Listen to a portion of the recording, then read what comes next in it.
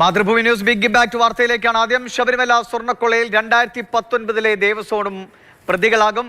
പത്മകുമാറും board അംഗങ്ങളും കേസിലെ പ്രതികളാകുമെന്നാണ് വ്യക്തമാകുന്നത്. കട്ടിളയിലെ സ്വർണം നഷ്ടപ്പെട്ട സംബന്ധിച്ച രണ്ടാം കേസിലെ FIRലാണ് ദേവസ്വം ബോർഡിനെ പ്രതിയാക്കിയത്. ആനന്ദകൃഷ്ണൻ വിവരങ്ങളുമായി തിരുവനന്തപുരത്ത് നിന്ന് ചേരുന്നു. ആനന്ദൻ, വളരെ പ്രധാനപ്പെട്ട ഒരു തീരുമാനത്തിലേക്ക് പോകുന്നു. പത്മകുമാറിന്റെ പ്രതികരണം വന്നു. അദ്ദേഹം പറയുന്നത് എല്ലാം അന്വേഷണം നടക്കട്ടെ എന്നാണ്. പക്ഷേ അദ്ദേഹവും ബോർഡ് അംഗങ്ങളും ഒക്കെ ശബരിമലയിൽ നടന്ന ഈ ക്രമക്കേടുകൾക്ക് അന്വേഷണ സംഘത്തിന്റെ ചോദ്യങ്ങൾക്ക് ഉത്തരം പറയേണ്ടി വരും. ദിവിഷ്, ശബരിമല സ്വർണ്ണക്കൊള്ളയുമായി ബന്ധപ്പെട്ട് ഹൈക്കോടതിയുടെ നിർദ്ദേശപ്രകാരം സ്പെഷ്യൽ ഇൻവെസ്റ്റിഗേഷൻ ടീം അന്വേഷണം നടത്തുകയാണ്. അതിന്റെ ഭാഗമായി തിരുവനന്തപുരം ക്രൈംബ്രാഞ്ച് ആസ്ഥാനത്താണ് 2 FIRകൾ രജിസ്റ്റർ ചെയ്തത്. ഇതിലൊന്ന് ദ്വാരപാലക പാളികൾ മോഷ്ടിച്ചതുമായി ബന്ധപ്പെട്ടാണ്. ആ FIRൽ ഉണ്ണികൃഷ്ണൻ പോറ്റിയും ദേവസ്വം ബോർഡ് ഉദ്യോഗസ്ഥരുമാണ് പ്രതികളായത്. രണ്ടാം FIR എന്ന് പറയുന്നത് 2019 ശബരിമലയിലെ വാതിൽ നവീകരണത്തിനായി വാതിൽ പാളികളും കട്ടളയും കടത്തിക്കൊണ്ടുപോയതുമായി ബന്ധപ്പെട്ട FIR ആണ്. ഈ FIRലാണ് 2019 ദേവസ്വം ബോർഡും 2019 ജൂലൈ മാസം തൊട്ടുള്ള ദേവസ്വം കമ്മീഷണറും പ്രതിസ്ഥാനത്തേക്ക് വരുന്നത്. അതിൽ പത്മകുമാറാണ് അന്ന് ദേവസ്വം ബോർഡ് പ്രസിഡന്റ്.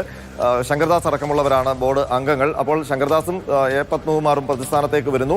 അതിനൊപ്പം തന്നെ അന്ന് ജൂലൈ മാസത്തിൽ, ഈ സംഭവം നടക്കുന്നത് ജൂലൈ മാസത്തിലാണ്, ആ ജൂലൈ മാസത്തിലെ ദേവസ്വം കമ്മീഷണറും, നമ്മൾ നേരത്തെ വാസു ദേവസ്വം കമ്മീഷണറായിരുന്നു, അദ്ദേഹത്തിന് പ്രതിപട്ടികയിൽ പെടുത്തിയിട്ടുണ്ട് എന്ന രീതിയിൽ എന്ന് വ്യാഖ്യാനിക്കുന്ന രീതിയിൽ വാർത്ത നൽകിയിരുന്നു. പക്ഷേ അതിലൊരു പിശകുണ്ട്. കാരണം ദേവസ്വം കമ്മീഷണർ എന്ന് മാത്രമാണ് FIRലുള്ളത്. ആ കാലഘട്ടത്തിൽ ഈ ദേവസ്വം കമ്മീഷണർ സ്ഥാനത്ത് നിന്ന് വാസു മാറി എന്നാണ് നമുക്ക് മനസ്സിലാക്കാൻ കഴിയുന്നത്. അദ്ദേഹവും ആ കാര്യത്തിൽ ഒരു വിശദീകരണം നൽകിയിട്ടുണ്ട്. ഏതായാലും ഏറ്റവും നിർണായകമായ ഒരു നടപടിയിലേക്കാണ് ഈ അന്വേഷണം നടക്കുന്നത്. അതിൽ 2019 തിരുവിതാംകൂർ ദേവസ്വം ബോർഡ് തന്നെ പ്രതിപട്ടികയിലേക്ക് വരുന്നു. അപ്പോൾ ശബരിമല സന്നിധാനത്തെ സംരക്ഷിക്കാൻ ആരാണോ ബാധ്യസ്ഥർ അവർ തന്നെ മോഷണം നടത്തി എന്ന ആദ്യ ആരോപണം, അന്വേഷണ സംഘത്തിന്റെ ആരോപണം ബോർഡിന് നേരെയാണ്. കട്ടളപ്പാള ഇളക്കി കൊടുക്കുമ്പോൾ അത് സ്വർണം പൊതിഞ്ഞ കട്ടളപ്പാളിയായിട്ടും ചെമ്പ് എന്ന് വരുത്തി ഉണ്ണികൃഷ്ണൻ പോറ്റിക്ക് കൊടുത്തു എന്നുള്ളതാണ് അതിലെ പ്രധാനപ്പെട്ട കുറ്റം. അപ്പോൾ സ്വർണ്ണക്കൊള്ളയിൽ ദേവസ്വം ബോർഡ് മുതൽ, നേരത്തെ ഉദ്യോഗസ്ഥരായിരുന്നു പ്രതിയെങ്കിൽ ഇപ്പോൾ ബോർഡ് അടക്കം പ്രതിയാകുന്ന ഒരു സ്ഥിതിയാണ് വരുന്നത്. അങ്ങനെ വരുമ്പോൾ അത് ഗുരുതരമായ സ്ഥിതിവിശേഷമാണ്. ഇതിനൊപ്പമാണ് അന്വേഷണ സംഘത്തിന്റെ നിർണായകമായ നീക്കങ്ങൾ ആരംഭിച്ചിരിക്കുന്നത്. അവരിന്ന് ചെന്നൈയിൽ സ്മാർട്ട് ക്രിയേഷൻസിൽ ഇപ്പോൾ തെളിവെടുപ്പ് നടത്തുകയാണ്. അതിന് കാരണം വിജിലൻസിന് പങ്കജ് ഭണ്ഡാരി നൽകിയിരിക്കുന്ന മൊഴിയിൽ അന്വേഷണ സംഘത്തിന് പൂർണ്ണമായ വിശ്വാസമില്ല. മാത്രമല്ല, ഈ കേസുമായി ബന്ധപ്പെട്ട എല്ലാ ഇടപാടുകളുടെയും ഒരു പോയിന്റ് സ്മാർട്ട് ക്രിയേഷൻസ് ആണ്. ഈ കേസുമായി ബന്ധപ്പെട്ട ഏറ്റവും പ്രധാനപ്പെട്ട തെളിവുകൾ ശേഖരിക്കേണ്ടത് സ്മാർട്ട് ക്രിയേഷൻസിൽ നിന്നാണ്. അതുകൊണ്ട് തന്നെയാണ് ഇന്നലെ തന്നെ ഉദ്യോഗസ്ഥർ FIR പുറത്തു വന്നു. FIR രജിസ്റ്റർ ചെയ്തതിനൊപ്പം തന്നെ അന്വേഷണ സംഘം പലതായി തിരിഞ്ഞ് ഒരു സംഘം ഉദ്യോഗസ്ഥർ ചെന്നൈയിലേക്ക് പോയി. അവർ ഇന്ന് രാവിലെ സ്മാർട്ട് ക്രിയേഷൻസിൽ പരിശോധന നടത്തുകയാണ്.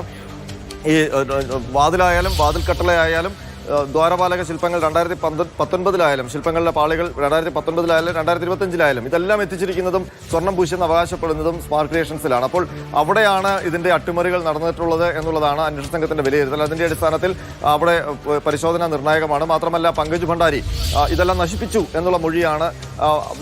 അവിടുത്തെ യഥാർത്ഥത്തിലുണ്ടായിരുന്ന അയ്യപ്പ ദ്വാരപാലക പ്രതിമകളിൽ സ്ഥാപിച്ചിരുന്ന പാളികൾ അത് നശിപ്പിച്ചു പുതിയതുണ്ടാക്കി എന്നുള്ളതാണ് പങ്കജ് ഭണ്ഡാരി ദേവസ്വം വിജിലൻസിന് നൽകിയിരിക്കുന്ന മൊഴി. അപ്പോൾ അത് എത്രത്തോളം വിശ്വസനീയമാണ് എന്നതൊക്കെയുള്ള കാര്യങ്ങൾ. മറ്റൊന്ന്, ആദ്യം സ്മാർട്ട് ക്രിയേഷൻസ് പറഞ്ഞിരുന്നത് ഞങ്ങൾക്ക് ഈ സ്വർണ്ണപ്പാളികൾ, സ്വർണം പൂശിയ ചെമ്പുപാളികൾ വേർതിരിച്ചെടുക്കാനോ അതല്ലെങ്കിൽ അത് ഉരുക്കാനോ ഉള്ള സംവിധാനമില്ല. ഫ്രഷ് ആയിട്ടുള്ള കോപ്പർ പ്ലേറ്റ് കൊണ്ടുവരുമ്പോൾ അതിൽ സ്വർണം പൂശാനുള്ള നടപടികളാണ് ഇവിടെ ചെയ്യാറ് എന്നുള്ളതാണ് ആദ്യത്തെ മാധ്യമങ്ങളോടുള്ള പ്രതികരണം. അതിന് വിരുദ്ധമായിട്ടുള്ള പ്രതികരണമാണ് പിന്നീട് ദേവസ്വം വിജിലൻസിന് സ്മാർട്ട് ക്രിയേഷൻസിന്റെ ഉടമ പങ്കജ് ഭണ്ഡാരി നൽകിയത്.